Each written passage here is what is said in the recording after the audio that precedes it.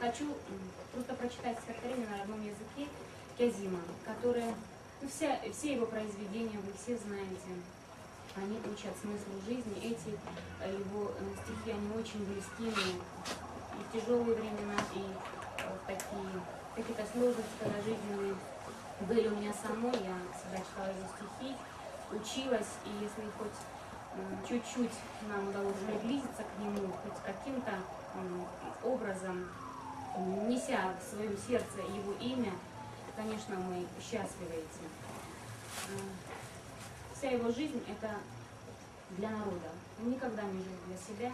И все его стихи, я сама знаю, я не поэтесса, но иногда пишу, я знаю, что пишется из души. Все, что на душе, то хочется написать словами. Он доказывает это своими стихами. Etken iyiliklerim sebep olup yanıma, cennetin eşikleri açık olsa alanına. Andaramin bu yerini, yaralarım görülükçe, alay küyet yüreğim, min canlıdan ölükçe. Вот эти слова, ну, обо всем говорят. Даже уходя из этого мира, он не думал о том, что будет с ним. Он думал о том, что будет с его народом, что будет с его родной землей. Если мы все постараемся хоть раз, прочитав его стихи, задуматься, чтобы в сердце наше проникли его стихи, мы не будем самыми плохими людьми на свете. Поэтому будем помнить его. Все эти мероприятия, много ли здесь людей, мало ли людей.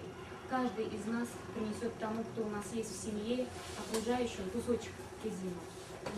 Меня всегда спрашивают на работе, там, где я работаю, и пациенты, которые лечатся у меня.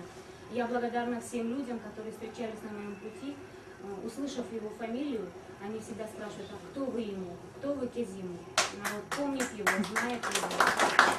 Я всем вам благодарна, потому что он не только мой дедушка, он человек своего народа. Он любил всех людей, которые жили на этом свете, искал добра и счастья, любви для своего народа. Bu dünyaya alay kölet sümeklik, yer yartıp, jaz başıkın kaykalay, tanına çıgıp, erkin uçkan kanatlar, adamlara sürücülük kaykalay. Alay sümeklik, Allah versin sizde,